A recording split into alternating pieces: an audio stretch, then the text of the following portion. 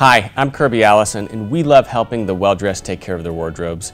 Today I'm here at Knot Standard with Justin Fitzpatrick, the founder of TheShoeSnob and J. Fitzpatrick Footwear, and he's just recently come back to the United States and embarked on a pretty aggressive American trunk show.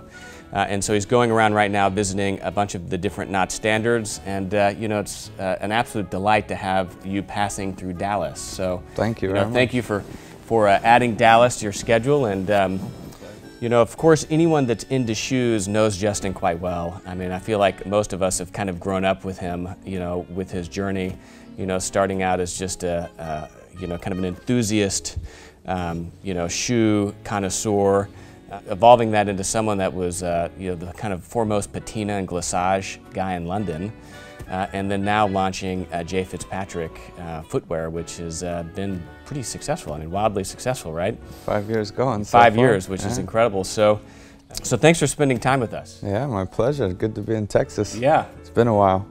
So you know, this is your trunk show portfolio. So tell us, you know, what are some of your favorite models that you have here? Well, I really love the Rainier. This is one of my original designs, and what I was trying to do was create my version of an Adelaide, but do it very differently, with the Adelaide piece sweeping back almost like a little wing, and making it smaller, not like a full Adelaide, because I wanted to have this wing cap on it, and as well doing a heel cap that is about 50% of the size of your traditional heel cap that goes like in this kind of manner, and doing it almost like a soft one, so that you really get a big piece of leather here that I always wanted to play around with, fabrics, braiding, two-tone suedes. Yeah. Really, so you really see elongates the aesthetic of the shoe too. Yeah, exactly. So the Rainier is one of my original favorites that I feel like I put a lot of my personal likings into to kind of differentiate myself from all the other Adelaides and Spectators, if you have it. The Laurelhurst as well.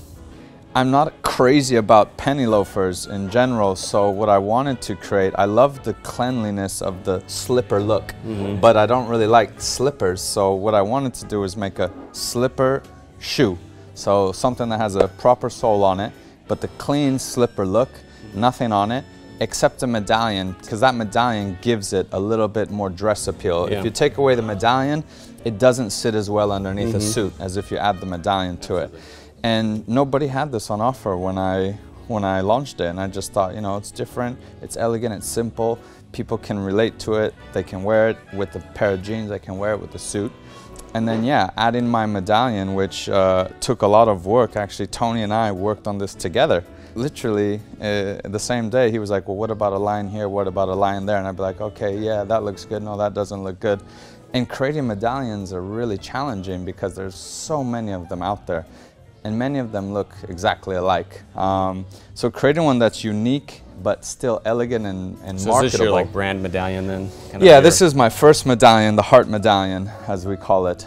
This was the original one that I created, and then I created a couple more also with the help of my employees. One of my employees has a talent for creating medallions, so she helps out there.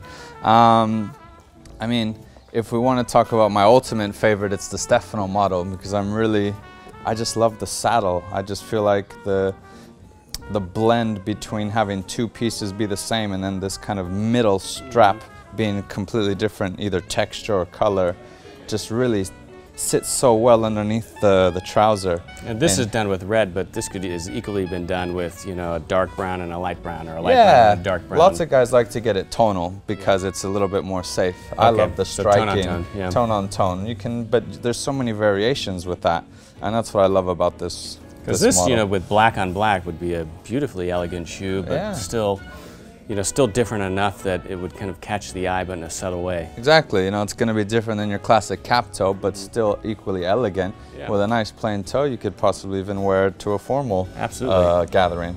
So I have a special place in my heart for that. And then what's the Tony? The Tony is this model. So it's my hole cut, but in making a hole cut, I didn't want to be just like every other brand that either has nothing on it or a medallion.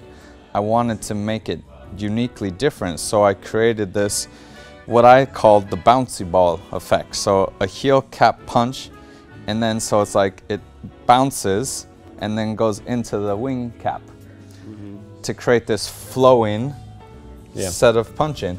So it's kind of an imitation wingtip.